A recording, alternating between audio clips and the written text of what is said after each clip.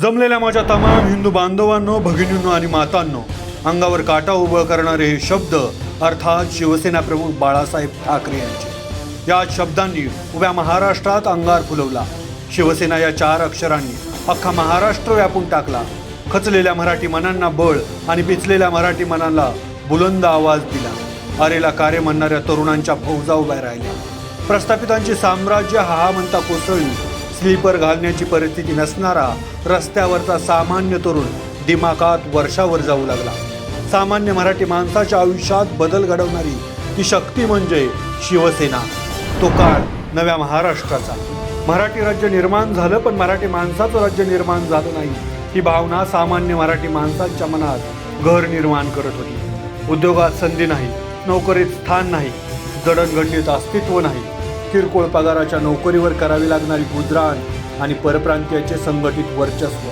त्यामुळे मराठी माणूस पिचला होता, आत्मविश्वास गमावून बसला होता आणि एका किरकोळ शरीराच्या तरुणाने आपल्या व्यंगचित्राच्या माध्यमातून मराठी माणसाच्या या अस्वस्थतेला फुंकर घातली। ती व्यंगचित्र प्रसिद्ध करणारं माध्यम होतं मार्मिक आणि तो तरुण होता बाळ केशव ठाकरे अर्थात बाळासाहेब ठाकरे। नोकरी हा मराठी माणसाचा वीक पॉईंट, पण सरकारी निमसरकारी नोकऱ्या, रुग्णालयातील आस्थापनात, बँकात दक्षिण भारतीयांचं वर्चस्व होतं। ते संघटितपणे आपली माणसं भरती करायचे।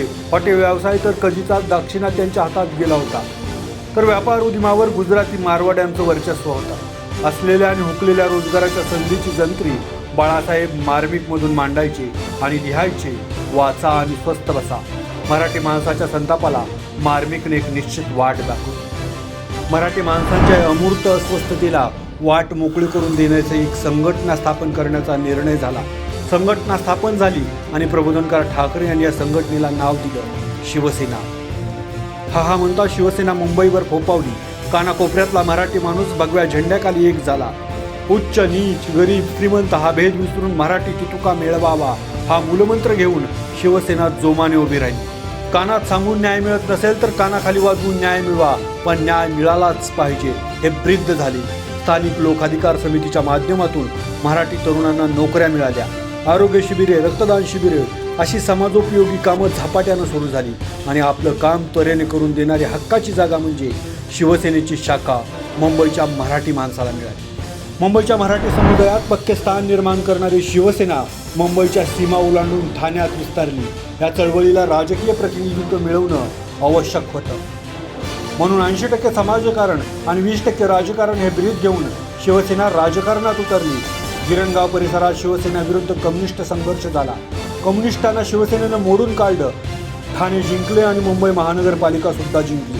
कालानुरूप वेगवेगळ्या विचारसरणीचा बाळासाहेबांवर प्रभाव पाहायला मिळाला। आधी काँग्रेसची पंगा घेणाऱ्या बाळासाहेबांनी आणीबाणीत इंदिरा गांधींना पाठिंबा दिला, कम्युनिस्टांशी संघर्ष केला, पण आपण डाव्या विचारसरणीकडे वळायला हवं असंही त्यांना वाटायचं। पण राम मंदिर आंदोलन सुरू झालं आणि बाळासाहेबांनी निश्चित दिशा मिळाली। शिवसेना आणि भाजपच्या युतीला भविष्य आहे हे पार्ल्याच्या पोटनिवडणुकीत दिसून आलं आणि शिवसेना हिंदुत्ववादी झाली। 1990च्या विधानसभेत शिवसेनेचे आमदार मोठ्या संख्येनं निवडून आले। तोपर्यंत शिवसेनेनं मराठवाड्यात भरारी घ्यायला सुरुवात केली होती। तत्कालीन औरंगाबादमध्ये बाळासाहेबांच्या हिंदुत्ववादी डरकाळ्या घुमू लागल्या।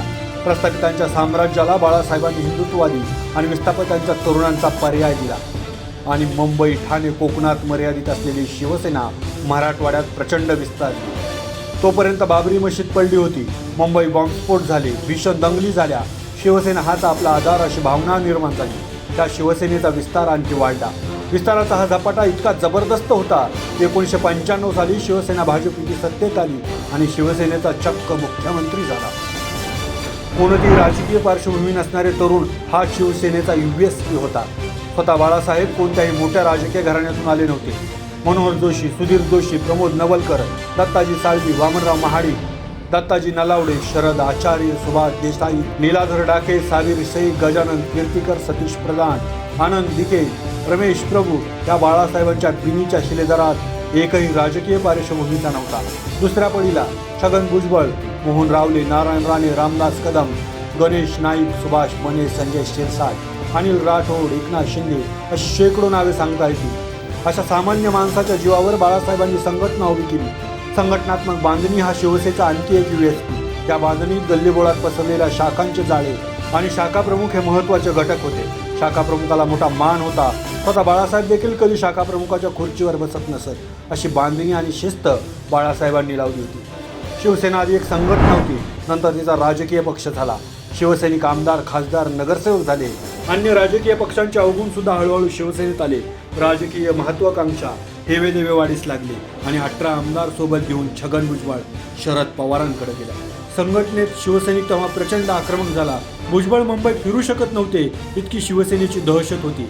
शिवसैनिक इतके चिडले की पक्षाचा पहिला महापौर आमदार छगन भुजबळ बाळा नांदगावकर नावाच्या एका सामान्य शिवसैनिकासमोर पराभूत झाला. पण बंड हा भाग नंतर पक्षासाठी नियमित झाला. गणेश नाईक गेले, भास्कर जाधव गेले, नारायण राणेंचे ऐतिहासिक बंड झाले, घरचे राज ठाकरे सोडून गेले. बाळासाहेबांचं निधन झालं आणि शिवसेना या संघटनेची कौटुंबिक बीन उसवली. एकनाथ शिंदे अख्खी शिवसेना घेऊन बाजूला झाले. गेल्या 10 वर्षात तर किती जणांनी शिवसेना सोडली हे उद्धव ठाकरे सुद्धा सांगू शकणार नाही, अशी स्थिती आहे. उद्धव ठाकरे कार्याध्यक्ष झाले आणि बाळासाहेबांनी सक्रिय राजकारणातून जवळपास अंग काढून घेतलं. नारायण राणे, राज ठाकरे शिवसेनेतून बाजूला झाले. तो हाच काळ. एका अर्थाने उद्धव ठाकरे यांच्या शिवसेनेत त्यांना स्पर्धाच उरलेली नव्हती आणि शिवसेनेत उद्धव ठाकरे यांची निरंकुश सत्ता सुरू झाली. शिवसेनेचा दरारा याच काळात उतरणीला लागला. एखाद्या मंडळाचे पद जितक्या सहज सोडावे तितक्या सहज लोक शिवसेना सोडून जाऊ लागले.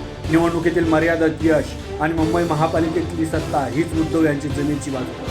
शाखा प्रमुख या पदाचा आब उद्धव यांच्या काळात खूप कमी झाला आणि नगरसेवक पदाचे प्रस्थ अवास्तव वाढले. बाळासाहेबांनी शिवसेना वाढवताना काँग्रेसच्या राजकारणाशी पंगा घेतला आणि भाजपची दोस्ती केली. 2014 नंतर उद्धव यांच्या राजकारणाचा पट 180 अंशात बदलला.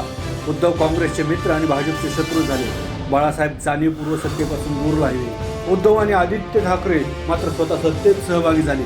प्रत्यक्ष राजकारणाच्या शर्यतीत उतरल्यानंतर पराभवाचा धोका असतो तो उद्धव यांनी पत्करला आणि त्याचे परिणाम देखील त्यांना भोगावे लागले. 2019 साली शिवसेना भाजप युतीचा विजय झाला, पण ऐनवेळी उद्धव यांनी वेगळी भूमिका घेतली.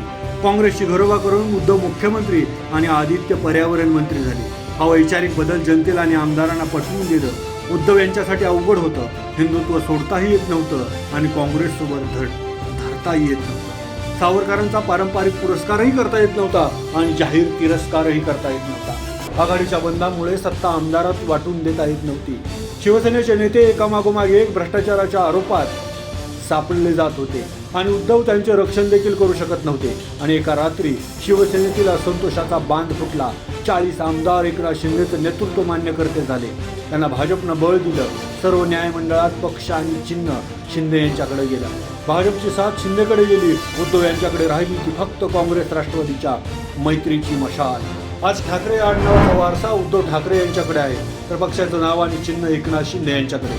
कायद्याने शिवसेना शिंदे यांच्याकडे आहे, तर भावनेने ठाकरेंकडे. उद्धव ठाकरेंकडे 9 खासदार आहेत, तर शिंदे यांच्याकडे 7. तोंडावर विधानसभा निवडणुका असताना अशी शिवसेना नवे डाव, नव्या कसोट्या आणि नवी आव्हानं घेऊन मैदानात उतरली आहे. एका सामाजिक संघटनेचा फुटलेल्या राजकीय पक्षापर्यंतचा 58 वर्षाचा प्रवास आहे. शिवसेनेची भावनिक बंधने गुंतलेला मराठी माणूस आज खिन्न आहे आणि राजकीय महत्वाकांक्षेने पछाडलेला माणूस आशाळभूत आहे.